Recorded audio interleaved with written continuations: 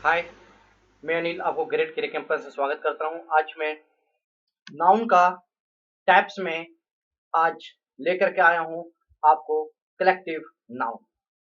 और collective noun जो है वो सभी एग्जाम के लिए इंपॉर्टेंट है, या बोलो कि ये ग्रामर सेक्शन का पार्ट है, ये आपको जानना भी जरूरी है। तो ये अभी जो मैं बताने जा रहा हूँ वो आपका जो बेसिक ध्यान रखा गया वो आपका सबसे सीजल आने के ग्रेजुएशन लेवल या कोई आपका 12th लेवल या तो फिर आप बोल सकते हो 10th लेवल का कोई भी एग्जाम है तो आप उससे क्वालिफाई कर सकते हैं। तो उसके लिए आप मेरे साथ ग्रामर के लिए अभी बने रहें। अब स्टार्ट करते हैं बिना देर करवाए। आपको अब आपके स्क्रीन पे ये आ गया है, आप देख पा रहे होंगे। सबसे पहले बात करते हैं कलेक्टिव नाउन की। तो कलेक्टिव नाउन है क्या? तो अब कलेक्टिव नाउन जानने के लिए एक यहाँ डिफिनेशन लिखा हुआ है। क्या लिखा हुआ है कि word of groups of people, animals और things are called collective noun. आने की जो लोगों के ग्रुप, आने जितने भी हम लोग हैं उन सभी को ग्रुप को, आदमी के जो ग्रुप या बोल सकते हो जानवरों के ग्रुप या कोई वस्तुएं के ग्रुप, उनके जो समूह हैं उन सभी को क्या कलेक्टिवली हम क्या बोलेंगे, वह कलेक्टिव नाउन कहलाता है। ठीक है, हिंदी में इसे समूहवाचक संज्ञा भी कहते हैं। अब इसे आप शायद डिफिनेशन से ज्यादा नहीं समझ पाए होंगे, तो इसे मैं आपको समझाता हूं पहले एग्जाम्पल के हेल्प से। और मेरे एग्जाम्पल नंबर 1 आपके स्क्रीन पे है। और एग्जाम्पल 1 ये कहता है आपसे, here are some collective noun of group of people. आने की जितने भी पीपल होते हैं, लोग हैं, उनके ग्रुप को हम क्या क्या कहते हैं। जैसे कि आप समझ सकते हो, आपके स्क्रीन पे लिखा हुआ है कि अब देखिए कि बैंड ऑफ म्यूजिशियन, जो जितने भी म्यूजिशियन होते हैं उनके ग्रुप को क्या बोलते हैं, बैंड बोलते हैं। क्या बोलते हैं? बैंड बोलते हैं। तो आप यहां से ये रिमेंबर कर सकते हो, याद रख सकते हो ये, और ये आपको जानने भी चाहिए, आने की बैंड बोलते हैं। इसी तरह से डायरेक्टर, जो निर्देशक होते हैं उनके ग्रुप बहुत सारे, अगर डायरेक्टर्स हैं तो उनके ग्रुप को क्या बोलेंगे, बोर्ड बोलेंगे। क्या बोलेंगे? बोर्ड। उसी तरह से गर्ल्स, लड़कियां हो, ऑफिसर्स हो, वुमेन हो, तो उन सभी को ग्रुप को क्या बोलते हैं, वीवी बोलते हैं। उसी तरह से सिंगर्स यानी गायिके या गायिके हैं जो गीत गाते हैं या सॉन्ग जो गाते हैं, उनके जो सिंगर्स हैं उनके ग्रुप को क्या बोलते हैं, क्वायर बोलते हैं। उसी तरह स्टूडेंट्स हैं, जैसे आप लोग स्टूडेंट्स हो तो आपके ग्रुप को क्या बोलते हैं, क्लास बोलते हैं। जैसे स्टूडेंट है और सभी एक जगह पे बैठते हैं उसको क्या बोलते हैं, क्लास बोलते हैं। उसी तरह से सोल्जर, सोल्जर के ग्रुप को क्या बोलते हैं, इसमें बहुत सारे बोलते हैं, कंपनी भी बोलते हैं, रेजिमेंट भी बोलते हैं, ट्रूप भी बोलते हैं और आर्मी भी बोलते हैं। तो ये आपके लिए इंपॉर्टेंट है। उसके बाद सेलर, जो सेलर यानी नाविक जो जहाज चलाते हैं उनके उनके गुरु को क्या बोलते हैं, क्रू बोलते हैं। उसी तरह से पीपल, ये भी आपके लिए इंपॉर्टेंट है। उसके बाद क्राउड, ये भी आपके लिए इंपॉर्टेंट है।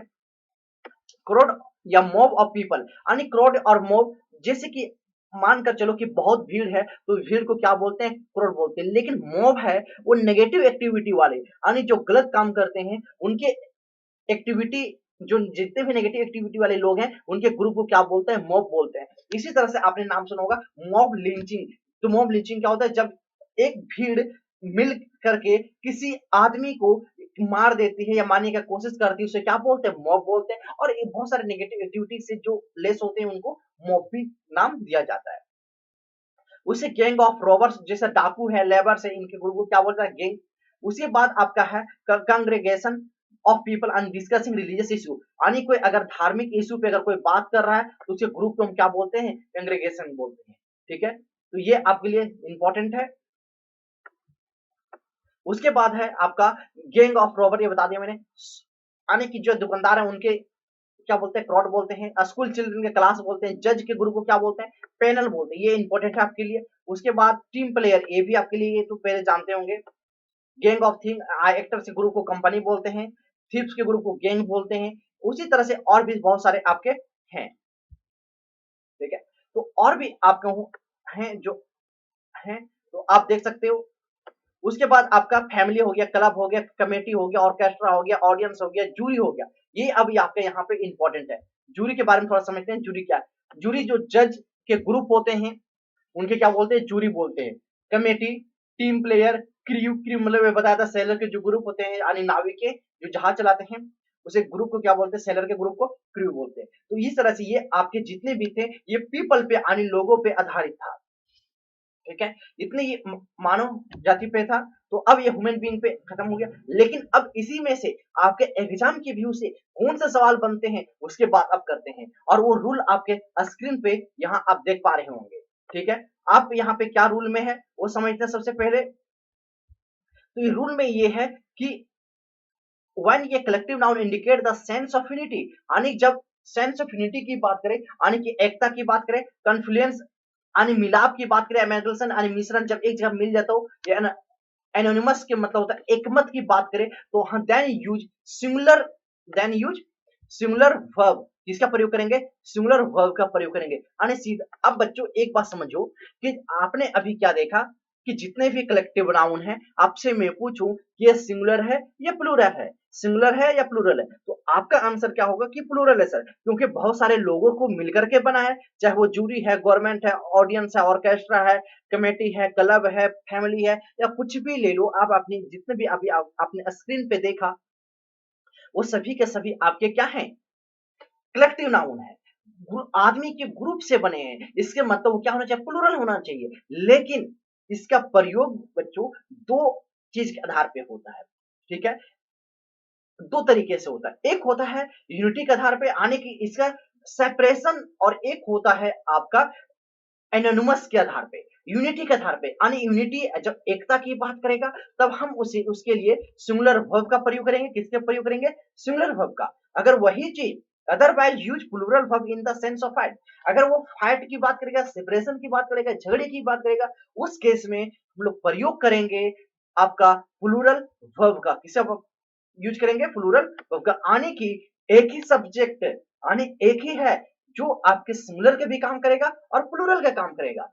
आने इसका मतलब क्या समझ रहे हो अभी, कलेक्टिव नाउन सिंगुलर भी काम कर सकता है और प्लूरल भी काम कर सकता है, लेकिन वो डिपेंड किस पे करेगा, आपके यूनिटी की बात कर रहा है या फाइट या सेपरेशन या क्वेरल की बात कर रहा है। तो अब हम इस एग्जांपल के हेल्प से समझते हैं। तो सबसे पहले मेरा एग्जांपल आपके स्क्रीन पे क्या लिखा हुआ है कि जूरी वॉज एनिमस, यानी कि जूरी क्या है, सब एकमत है, एकमत है। जब एकमत की बात करेगा तो वॉज होगा, और इसके मतलब क्या, मेरा ये सेंटेंस बिल्कुल सही है, ठीक है। अब दूसरा मेरा है जूरी वर एनोनिमस, एनोनिमस के मतलब एकमत, जब एकमत है, जब एकमत है तो वा ये वर नहीं होगा, इससे मतलब ये क्या है, गलत है। तो अब देखो एक ही चीज है, यहाँ पर भी द जूरी है, यहाँ पर भी द जूरी है, लेकिन एक के लिए क्या हो रहा है, वाज, और एक के लिए वर, लेकिन सेंटेंस किस पे डिपेंड कर रहा है, आपका आगे की यानी एकमत की बात कर रहे हैं। लेकिन अब दूसरे सेंटेंस में देखते हैं, ये जूरी वॉज, ये जूरी वॉज, यहां तक देखिए कि दोनों में क्या है, सेम है, और यहां पर भी इनमें क्या है, ये सेम है, लेकिन जो अंतर है वो किस पे है आपका, यहाँ पे वाज है और यहाँ पे वर है। तो वाज और वर क्यों हुआ, क्योंकि जो जूरी यहाँ पर है, जूरी वर यहाँ पर भी है, तो जूरी जूरी जब दोनों जगह पे हैं तो सब्सिट्यूट काम कर रहा है। और आगे बच्चों लिखा हुआ है डिवाइडेड, डिवाइडेड का मतलब क्या हो रहा है, ये अलग हो रहे हैं, अलग यानी सेपरेशन की बात कर रहा है। जब सेपरेशन की बात करता है तो अभी क्या देखे थे कि use plural verb in the sense of had, separation और क्वेरल, तो उस केस में किसका प्रयोग करते हैं, प्लूरल वर्ब का। तो प्लूरल वर्ब क्या, यहाँ क्या वाज वर, तो वर है प्लूरल वर्ब, इसलिए मेरा सही आंसर सेकंड वाला है, ठीक है। उम्मीद करता हूँ ये बिल्कुल आपको समझ आ गया होगा। उसके बाद है the team is preparing for the next match, जो टीम है वो नेक्स्ट मैच का क्या कर रहा है, प्रिपरेशन कर रहा है। अब बच्चों अब बताओ, जब टीम खेलती है तो उसमें सभी प्लेयर होते हैं ना, तो और वो जब खेलते हैं तो क्या लड़ाई करके खेलते हैं या अलग होने की बात करते हैं, नहीं, वो अपने खेलते क्यों है, क्योंकि वो जीतना चाहते हैं, और जीतना जो विनिंग का काम है वो एक अकेले एक प्लेयर के द्वारा नहीं जीता जा सकता है, पूरी टीम में जितने प्लेयर हो सभी के द्वारा जीता जा सकता है। मतलब ये एक एकजुटता की बात है, यूनिटी की बात है, इसलिए ये सेंटेंस बिल्कुल क्या है, सही है, ठीक है। अब मैं सेकंड नेक्स्ट सेंटेंस की बात करता हूं। अब यहाँ पे टीम आर प्रिपेयरिंग फॉर, ये गलत होगा, क्योंकि अब नेक्स्ट मैच के अगर प्रिपेयरिंग कर रहे हैं, प्रिपरेशन कर रहे हैं, तो वहां पे आर का प्रयोग नहीं होगा, क्योंकि टीम में बहुत सारे प्लेयर हैं, लेकिन प्लेयर किसी में एकमत की बात करें। लेकिन यही आपका सेंटेंस है बच्चों कि टीम इज क्वेरलिंग, और यहाँ पर क्वेरलिंग, तो अब यहाँ देखो द टीम यहाँ पर भी, टीम यहाँ पर भी है, जो भी अंतर है वो आप देखोगे किस पे है, क्वेरलिंग पे तो आने की ईज और आर में डिफरेंस है। तो यहाँ पर देखो कि जब झगड़ा कर रहे हैं, लड़ाई कर रहे हैं और लड़ाई या सेपरेशन या फाइट की बात होता है तो वहां पे प्लूरल वर्ब का कैरी करता है। तो बच्चों यहाँ पे जो प्लूरल वर्ब है वो प्लूरल वर्ब क्या है, आर है, इसलिए ये मेरा क्या सेंटेंस सही है। ठीक है, अब करते हैं jury has given its decision. मानकर चलो बच्चों कि जब कोई चीज को फैसला सुनाना होता है कोर्ट में, तो कोर्ट में क्या है, एक पैनल बनाया जाता है, एक ग्रुप बनाया जाता है, यानी ग्रुप के मतलब जूरी, यानी कि जज के ग्रुप को क्या बोलते हैं, जूरी बोलते हैं। और जूरी ने जब अपने डिसीजन को सुनाएंगे तो jury has given in decision, जब डिसीजन देते हैं, जो डिसीजन मिलता है उस उन ग्रुप में जितने लोग थे सबके सभी को मेल मिलाप से एक डिसीजन बनता है। तो ये डिसीजन बनता है तो इसके मतलब क्या है, वो सिंगुलर के जैसा काम कर रहे हैं, इसलिए हैज यहाँ है, इसलिए सेंटेंस क्या है बच्चों, सही है। अगर यही चीज को बोले कि जूरी, तो jury were divided in their opinion, अगर जितने भी वहां हैं उस ग्रुप में और सभी का मत आने की जो विचार है, जो वो सभी का क्या अपना अपना अलग अलग है, divided in jury, sorry divided in the opinion, मतलब ओपिनियन में वो सब क्या है, अलग अलग है। तो उस केस में ये किसका प्रयोग होगा, वर का प्रयोग होगा, और जो यहाँ पे लगाया गया इसके मतलब ये सही है। ठीक है, अब बच्चों बात करते हैं नेक्स्ट। नेक्स्ट में है the police is oblique are not working properly. जब पुलिस इज ऑब्लिक आर, इनमें से कौन सा सही होगा, आप बताओ इसमें से क्या होगा, इज ऑब्लिक आर, क्योंकि पुलिस देखो हमेशा प्लूरल होता है, लेकिन इस सेंटेंस के आधार पे क्या, police is not working properly. जब आप बोलचाल के भाषा में बोलते हैं कि पुलिस सही काम नहीं कर रही है, मतलब यह है कि आप एक पुलिस को नहीं बोल रहे हो, बहुत सारे पुलिस की बात कर रहे हो, यानी पुलिस डिपार्टमेंट की बात कर रहे हो, यानी किसकी बात कर रहे हो, पुलिस डिपार्टमेंट, यानी पूरे उस ग्रुप, यानी पुलिस का जो यूनिटी है उस यूनिटी की बात कर रहे हो। इसलिए यहाँ पे इनमें से जो सही आंसर होगा वह क्या होगा, इज होगा। क्या होगा बच्चों, इज होगा। ठीक है,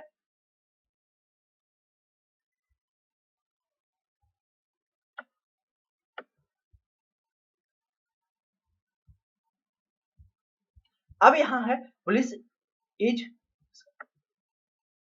यहाँ हो जाएगा the police is oblique are blocking the off street where the accident occur, यानी कि जहां पे एक्सीडेंट हुआ है अगर उस जगह को क्या करती है, पुलिस ब्लॉकिंग ऑफ करती है स्ट्रीट को। तो वहां जो ब्लॉकिंग ऑफ कर रही है अगर स्ट्रीट को, तो उसके लिए आप किसे प्रयोग करोगे,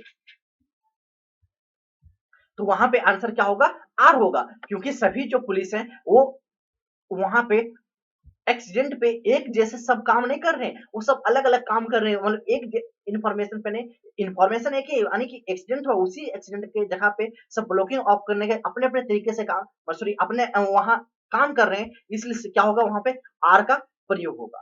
ठीक है, पुलिस ऑफिसर। अब बच्चों एक बात है, पुलिस के साथ कभी भी आप रिमेंबर करना, आंसर हमेशा तुक्का भी मारोगे तो सही हो जाएगा। पुलिस के साथ जब पुलिस के पहले या पुलिस के बाद अगर कोई भी वर्ड अगर मेंशन हो तो आप हमेशा इज का प्रयोग करोगे, किसका प्रयोग करोगे, इज का। जैसे पुलिस ऑफिसर, तो पुलिस ऑफिसर लगा हुआ है, यानी पुलिस के बाद ऑफिसर का प्रयोग किया गया, और ऑफिसर में यस नहीं है, यानी ऑफिसर के जो लगा हुआ है वो क्या सिंगुलर है, सिंगुलर है, इसलिए क्या होगा, इज होगा। इससे सही आंसर क्या हो जाएगा, इज। आगे नहीं भी पढ़ोगे तो भी आप सेंटेंस सही हो जाएगा हमेशा। जैसे बोलो the Hazaribagh police force, police force कर दिया, इसके मतलब क्या हो जाएगा, यहाँ पे हैज हो जाएगा, क्योंकि पुलिस के देखो आगे पीछे लगा दिया दोनों चीज, चाहे दिल्ली पुलिस हो, मुंबई पुलिस हो, हजारीबाग पुलिस हो, या कोई भी पुलिस की अगर बात करें या पुलिस फोर्स की बात करें, पुलिस ऑफिसर्स की बात करें, अगर तो इन सब में आपका हमेशा सिंगुलर होगा, लेकिन जो वर्ड लगाते हैं वो सिंगुलर हो तब। ठीक है, तो जब पुलिस फोर्स है तो यहाँ पर भी क्या हो जाएगा, इज हो जाएगा। ठीक है, जब अगर यहाँ फोर्स नहीं होता तो यहाँ क्या हो जाता, आर हो जाता। ठीक है, उसके बाद है parliament has oblique have passed the budget. बच्चों अब बताओ कि पार्लियामेंट में अगर बजट पास हो जाता है, इसके मतलब जितने भी एमपी हैं उन्होंने सबका जो मत होगा वो एक मत होगा ना, यूनिटी में किए होंगे काम, तभी तो बजट पास हुआ है, इसलिए क्या हो जाएगा, हाइज होगा। क्या होगा, हाइज होगा, parliament has pass the budget. लेकिन parliament is oblique are divided on the land bill, लेकिन बोल रहे हैं क्या, जो पार्लियामेंट हो divided on land bill, land bill पे क्या हो गया, अलग अलग हो गए हैं। जब अलग अलग हो सेपरेशन की बात कर रहा है तो हम लोग किससे प्रयोग करेंगे, आर की बात करेंगे, यानी प्लूरल वर्ब की बात करेंगे। ठीक है, Indian team is oblique are waiting for their jersey. अब बताओ बच्चों, जब अपने अपने, अब जब जर्सी पहनने की बात करेंगे तो वहां टीम नहीं पहनेगी, टीम में जितने प्लेयर हैं वो अपने अपने जर्सी को पहनेंगे या फिर अपने अपने जर्सी के इंतजार कर रहे हैं, इसलिए यहाँ पे इज ना होकर के क्या होगा, आर होगा, आने के यहाँ पे जो the team the Indian team है, इसका मतलब यहाँ है द इंडियन प्लेयर्स है।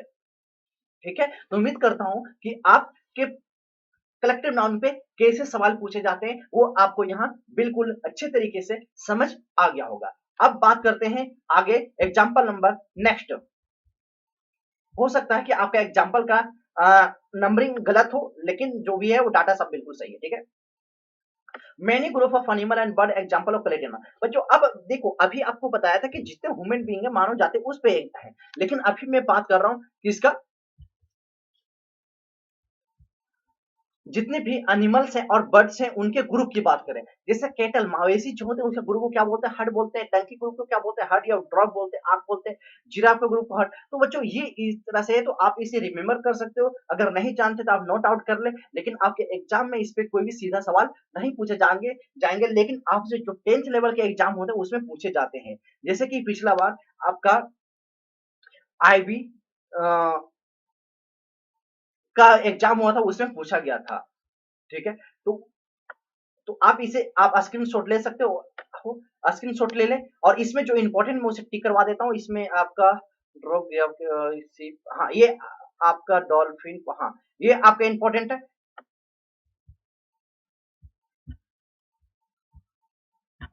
जो यहाँ पे इंपॉर्टेंट है वो आपका है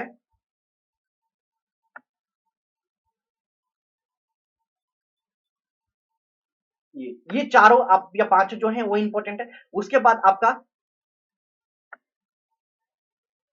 प्राइड ऑफ लायंस, ये इंपॉर्टेंट है। ये आपके इंपॉर्टेंट ये है जो मैंने यहाँ पे कर दिया। ये आपको इंपॉर्टेंट ये सब है, ये सब यहाँ पे है। तो इन सबको आपको रिमेंबर कम से कम एनी हाउ होना ही चाहिए। ठीक है, अब आगे बात करते हैं।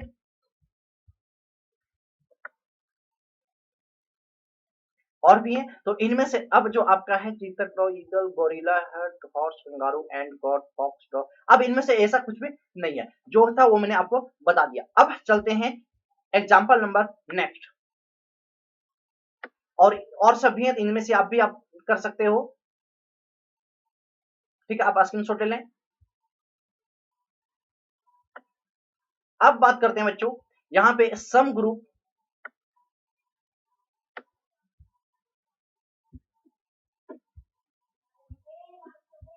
यानी कि सम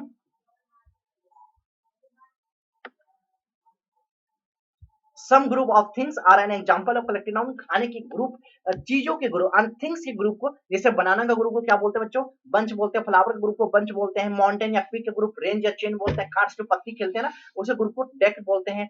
फर्नीचर उसके ग्रुप को स्वीट बोलते हैं। बीट्स के ग्रुप को स्ट्रिंग बोलते हैं। कार्ड जो पत्ती, सॉरी रिपीट कर गया। शिप जो जहाज होते हैं उनके ग्रुप को फ्लीट बोलते हैं। ये आपके लिए इंपॉर्टेंट है। यहाँ पे अस्टेयर्स, अस्ट्रो, हाँ ये आपके लिए इंपॉर्टेंट है। जो इंपॉर्टेंट मैं अंडरलाइन कर दे रहा हूँ। फेयरवुड की बंडल, ये आपके ट्री टूल स्टेप्स, हाँ टूल्स के ग्रुप को सेट बोलते हैं। फ्लैट स्टेप, वाइट, हाँ ये आपके लिए इंपॉर्टेंट है। उसके बाद आपका ये इंपॉर्टेंट है जो मैंने यहाँ पे रेक्टेंगल बना दे रहा है, आयत, उसमें आप आज रिमेम्बर कर लें क्योंकि वो आपके एग्जाम की व्यू से भी इंपॉर्टेंट है। ठीक है, उम्मीद करता हूँ आप स्क्रीनशॉट ले चुके होंगे। इसमें कोई समझाने वाला टर्म नहीं है। अब नेक्स्ट बात करते हैं। नेक्स्ट देखते हैं आगे क्या है। अब आपका यहाँ पे है chain even star boot thing lecture laughter drone. हाँ, अब यहाँ पे आपका इंपॉर्टेंट ये है, ये वॉली ऑफ शॉट या बुलेट। जो बुलेट यानी गोली दागते हैं, बंदूक से गोली जो दागते हैं, शॉट मारते हैं, उसके ग्रुप को क्या बोलते हैं, वॉल्स बोलते हैं, वॉली। या मिसाइल के ग्रुप को भी वॉली बोलते हैं। और इंपॉर्टेंट के रूप में आपका यहाँ पे हेयर लॉक। हाँ, अब बच्चों यहाँ पे लॉक समझते हैं। लॉक के मतलब ये ताला नहीं है। जैसे कि औरत लोग क्या करते हैं, बाल को एक जगह पे मोड़ करके और एक जगह पे जो करते हैं उसे लॉक बोलते हैं। उसके बाद आपके एग्जाम के व्यू से इंपॉर्टेंट है यहाँ पे क्वीवर ऑफ एरो। जो क्वीवर का मतलब जो तीर होते हैं ना, एरो, उसको ग्रुप को, तीर धनुष में जो तीर होते हैं उसके ग्रुप को क्या बोलते हैं, क्वीवर। गुड्स, स्टार, क्लस्टर, हाँ ये आपके स्टार ग्रुप को क्लस्टर बोलते हैं। तो ये आपके इंपॉर्टेंट, वो मैंने आपको जो बता दिया। अच्छा एक चीज और बच्चे बच्चों यहाँ स्टार भी और आपका एक्स भी, इन सब के ग्रुप को, एक एक्स ग्रुप को क्लच बोलते हैं और स्टार ग्रुप को गैलेक्सी बोलते हैं। तो इस तरह से आप स्क्रीनशॉट ले लें और इसे आप रिमेम्बर कर लें और इसे आप नोट्स बेहतर बना लें। ठीक है, अब आगे बढ़ते हैं।